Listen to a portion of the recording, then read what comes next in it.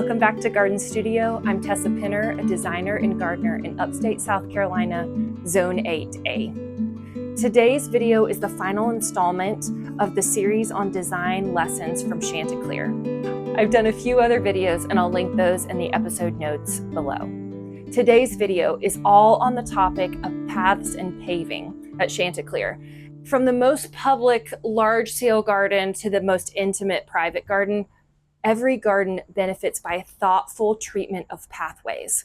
When I sit down with a project for the first time as a designer, I'm often thinking specifically through traffic patterns. How do pedestrians and vehicles, if necessary, but specifically in this case, pedestrians, get where they need to go?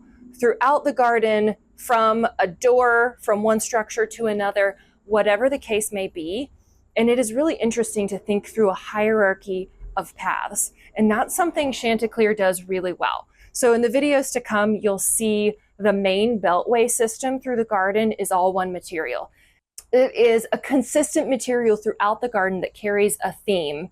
And then it goes from there, less and less accessible in the sense of there are some paths that you can't roll over at all, and you would want to pick your way carefully. But that experience underfoot makes your traverse through the garden really interesting. You have different sounds associated with different pathway materials. You have different feelings under your feet.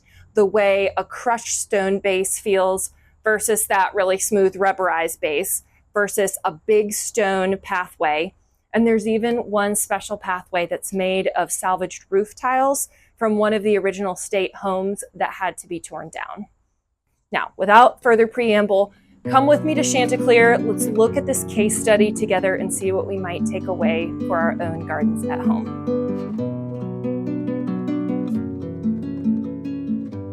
The largest paths at Chanticleer are made from a recycled rubber material, basically chipped up tires that are then reaggregated and laid down as paving. It's really comfortable to walk on and is great for small vehicles like golf carts, wheelchairs, or strollers. The second main paving material for pathways is gravel. And gravel is a high-function, low-cost option for pathways. I really like it in a woodland setting. It feels rustic and simple. The entry circle of the main estate house is really a special case. I wouldn't consider it a path, but it's worth mentioning on the topic of paving because I've never seen anything like it.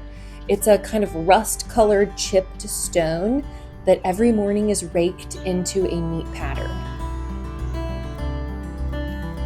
Gravel can be used in much smaller path systems, as seen here in the self-named gravel garden.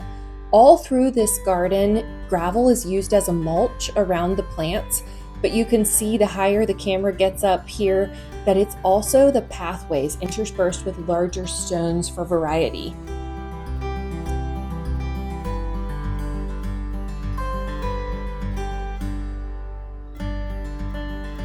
Here's a mixed stone path, and what I mean by that is you can see the transition between the really rustic gravel starting to get more refined. There's a feathered edge here, which is a fun thing to consider, feathering the edge between your materials. How are you going to transition from one path to another? You see that illustrated here with the gravel blending into the tailored stone, which then butts up with the granite edge against the recycled rubbered main pathway system. The next main category is a more tailored stone style, and this is one that's used primarily around the residences. Again, back to this idea of hierarchy and themes with your pathway. This is a very common design principle, whether it's pathways or planting or any other kind of design expression, that the closer you are to the house, the more tight and formal, and as you lead out into the landscape, everything gets more relaxed.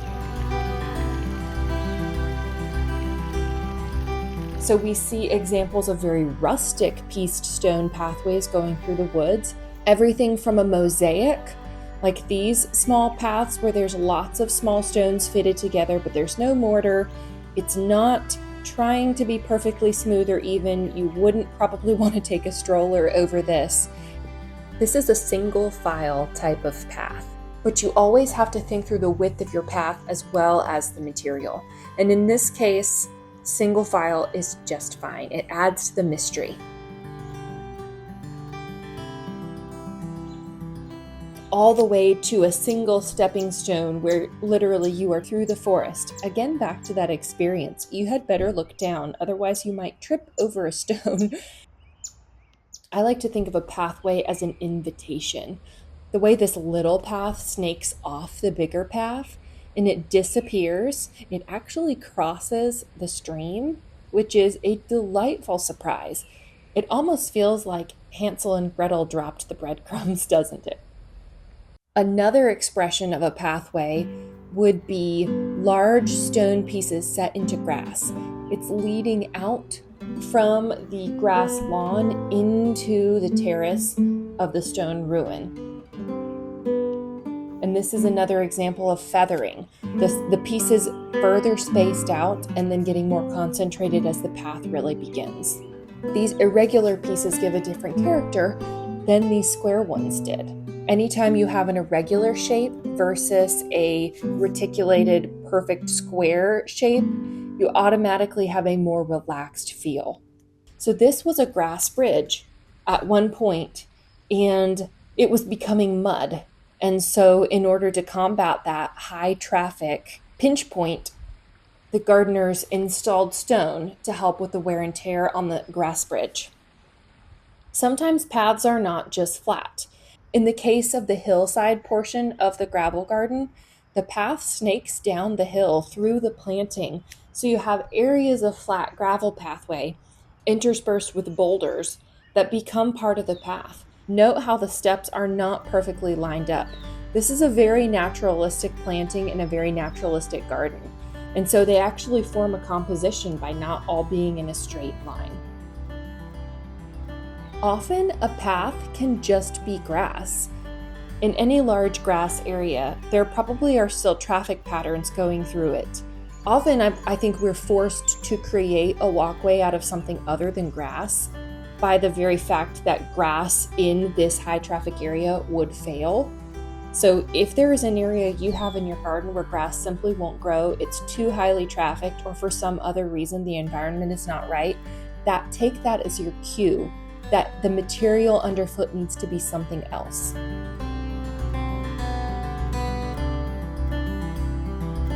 This is not something any of us will have. This walkway is actually elevated and floating through the planting and up the hillside.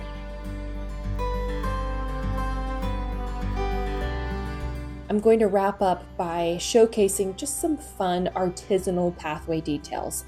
This one I referenced at the beginning is made from roof tiles. They're laid on their end, and so being terracotta, they're indestructible. They'll be here forever. The gardeners call this pattern the fiddlehead path because of the way they've curved the tiles. I thought this granite entry mat was really clever. This again is a high traffic area right at the point where everybody stops to open the gate.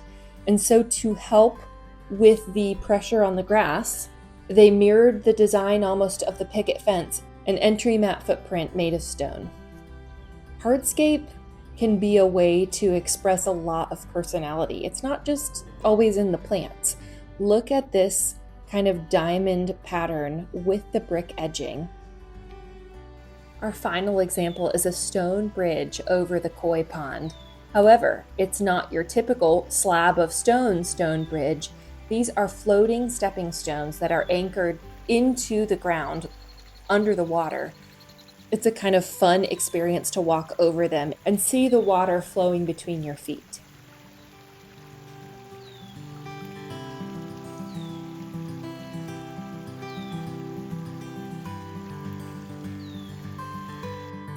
Of course, we won't have this exact scenario at home, but I hope that this case study of Chanticleer gives you Some inspiration to look at your home garden with intention and think about how you can use the spaces between the spaces, those transitional points that either can be a throwaway experience or a really special moment. All right, I hope you all have a great week in your own gardens. Happy gardening.